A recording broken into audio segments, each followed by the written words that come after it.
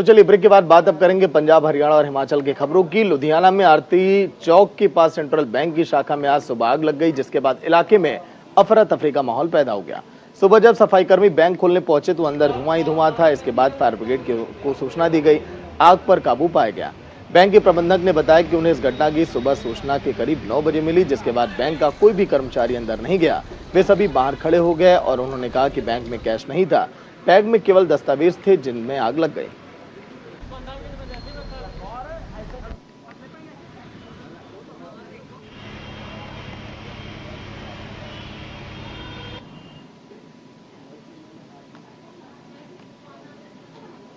वहीं लुधियाना में cash van डकैती मामले को पंजाब पुलिस ने सुलझाने का दावा किया है।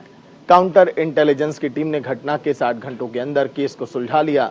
वारदात में शामिल 10 आरोपियों में से 5 लोगों को गिरफ्तार कर लिया गया। साथ ही बड़ी संख्या में सामान भी बरामद किया गया। पंजाब के डीजीपी गौरव यादव ने अपने ऑफिशियल ट्विटर हैंडल पर दावा किया है। इससे पहले मुख्यमंत्री भगवंत मान ने भी ट्वीट कर इस बात की जानकारी दी है।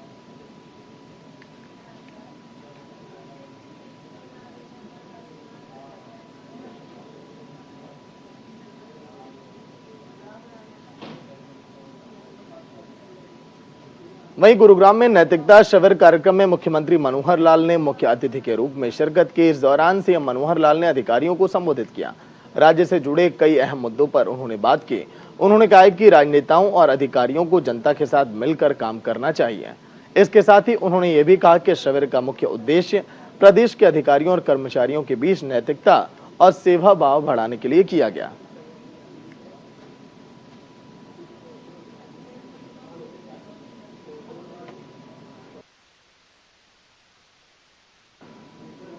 तो गुरुग्राम में नैतिकता शिविर का आयोजन किया गया। तस्वीरें गुरुग्राम की, जहां पर सीएम मनोहर लाल ने मुख्य अतिथि के तौर पर शिरकत की और अधिकारियों को वहां पर नैतिकता का पाठ भी पढ़ाया गया।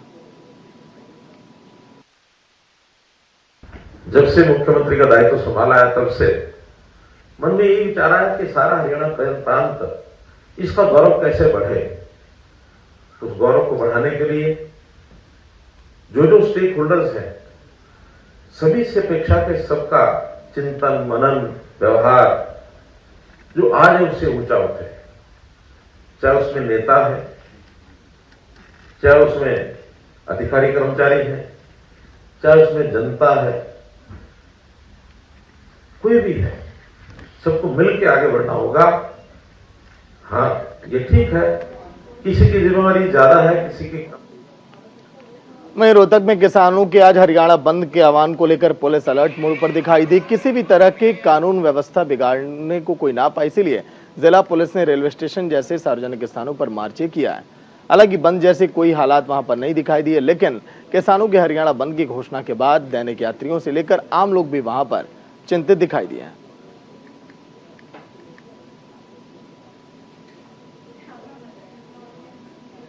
तो देखिए, किसानों का हरियाणा बंद किस तरह से, पुलिस भी आज पूरी तरह से अलर्ट मोड में वहां पर दिखाई दी और उसके बाद लोगों ने जिस तरह से प्रदर्शन किया, पुलिस ने ये कहा कि कहीं पर हालात ना बिगड़ जाएं, इसीलिए हर जगह उनकी मुस्तैदी भी दिखाई दी।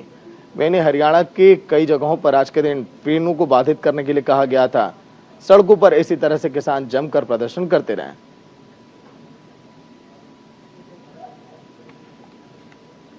वहीं किसान संगठन के द्वारा हरियाणा बंद का ऐलान किया गया था, लेकिन कुरुक्षेत्र की चारों विधानसभा क्षेत्रों में किसी भी तरह के बंद का कोई असर नहीं दिखाई दिया।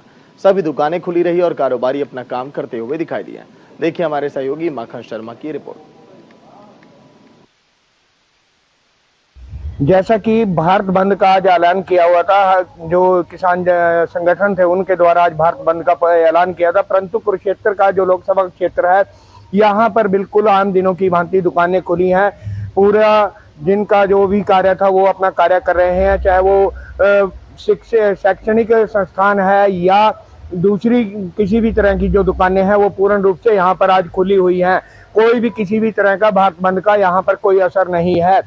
चाहे हम थानेसर विधानसभा क्षेत्र की बात करें, लाडवा विधानसभा क्षेत्र की बात करें या शाहबाद विधानसभा क्षेत्र की बात करें, पेहवा विधानसभा क्षेत्र की बात करें, तो सारे का सारा एज यथावत खुला है। किसी भी तरह की कोई भी बंद की कोई भी कहीं पे कोई घटना नहीं है, ना ही किसी ने दुकानें खोलने का विरोध किया। माखन शर्मा, न्यूज इंडिया के लिए कुरुक्षेत्र से। वहीं हरियाणा के सोनीपत के गांव बड़वासनी से गुजरकर दिल्ली जाने वाली मुनक नहर में अज्ञात कारणों के चलते दरार आ गई और देखते ही देखते मुनक नहर टूट गई। नहर टूटने के चलते गांव बड़वासनी की लगभग 200 एकड़ से ज्यादा जमीनें जलमग्न हो गई और खेतों में बने मकानों में भी दरारें आ गई। हालांकि जैसे सोनीपत जिला प्रशासन को नहर टूटने की सूचना मिली तो आला अधिकारी मौके पर पहुंचे और अब नहर को फिर से एक बार ठीक करवाने का काम युद्ध स्तर पर जारी है।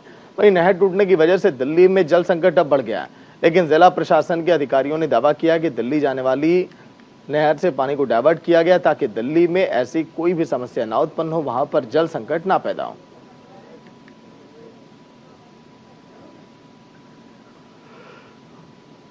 तो देखिए 200 एकड़ से ज्यादा की जमीनें यहां पर जलमग्न हो गई, कई मकानों में भी दरारें आ गई और यहां पर टीमें भी जुटी रही कि आखिर कैसे इसको रोका जाए। हालांकि दिल्ली देखिए इसी रास्ते से होकर पानी जाता था। अधिकारियों का यह कहना है कि कहीं पर कोई दिक्कत नहीं आएगी,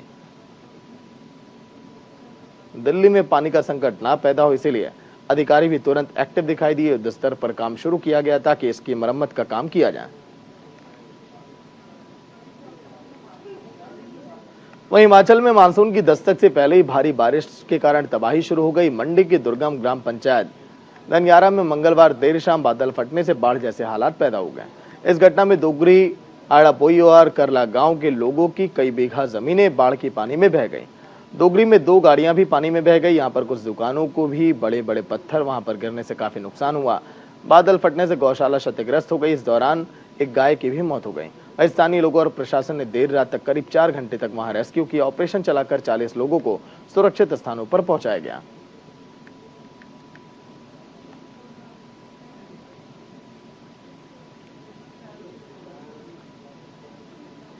वहीं कुल्लू में भी संसदीय बीजेपी की महारैली का आयोजन किया गया। इस रैली में बीजेपी के राष्ट्रीय अध्यक्ष जेपी नड्डा ने शिरकत की मुख्य अतिथि के तौर पर। वहीं पूर्व सीएम जयराम और बीजेपी के प्रदेश अध्यक्ष डॉक्टर राजीव बिंदल भी इस दौरान कार्यक्रम में दिखाई दिए। महारैली को संबोधित करते हुए बीजेपी के प्रदेश अध्यक्ष राजीव बिंदल ने कहा कि प्रदेश में जब से कांग्रेस की सरकार बनी है तभी से प्रदेश का विकास मानो रुक सा गया है।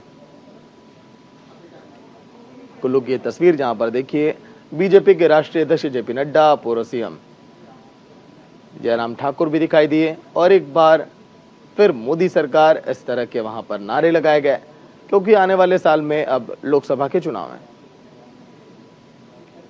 पिछले 6 महीने से हिमाचल प्रदेश के अंदर एक सरकार बनी है जो केवल झूठ और धोखे के आधार पर बनी सरकार है। आज भी मीडिया ने छापा है कि सरकार ने तनख्वाह देनी बंद कर दिए और गारंटियां झूठी दी थी। और आपके कुल्लू के इलाके में तो चर्चा है, मुझे भाषा बोलनी नहीं आती, एक बहन होगी तो 1500 रुपया, 2 होंगी तो 3000 रुपया, 3 होंगी तो 4500 रुपया, ये 4 होंगी तो 6000 रुपया। ये वीडियो वायरल हो रहा है और सभी माताएं बहनें, 22 लाख माताएं बहनें पूछ रही है कहां गई गारंटी जिसके आधार पर आदरणीय जयराम ठाकुर जी की सरकार को बदला था। तो चलिए इसी के साथ इस बुलेटिन में इतना ही। देखते रहिए न्यूज इंडिया। नमस्कार।